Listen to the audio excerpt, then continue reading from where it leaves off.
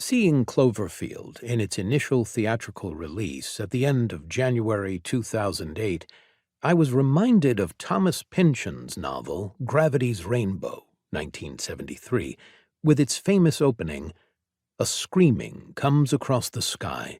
It has happened before, but there is nothing to compare it to now."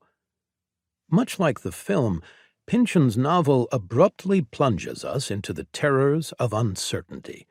In Gravity's Rainbow, the screaming that is coming across the sky is the sound of a German V-2 rocket descending upon London during World War II. It is nighttime, and the approach of anonymous technological death and destruction sets off a frantic mass evacuation. The jostling of bodies in tight urban spaces, the near panic of the crowd, the sense of claustrophobic anxiety, all coupled with that ominous sound getting closer and closer.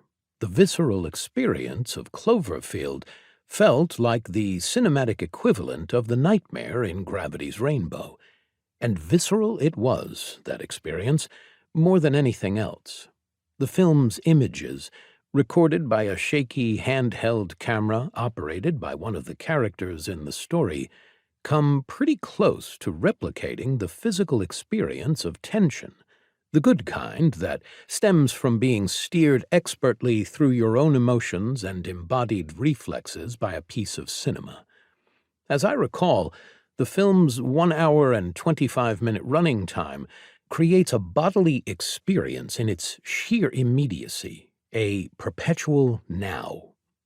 And yet, as Pynchon would have it, there is also an undercurrent of knowing, a dawning self-awareness.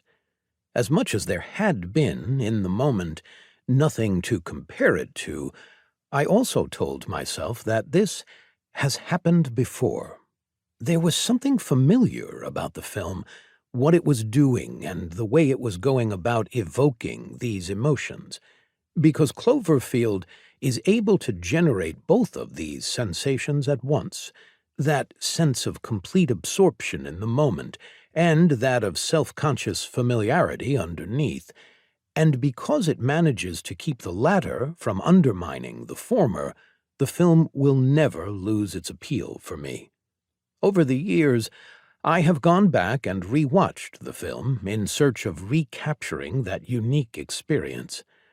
If all this sounds like high praise from a devoted fan, some modifications are in order. Devoting this entire monograph to Cloverfield, released on the weekend of January 18th, 2008, directed by Matt Reeves, and produced by J.J. Jeffrey Jacob Abrams, might seem like an odd choice for a series of books, Reframing Hollywood, that sets its sights on the highest accomplishments and peak products of Hollywood since the turn of the millennium.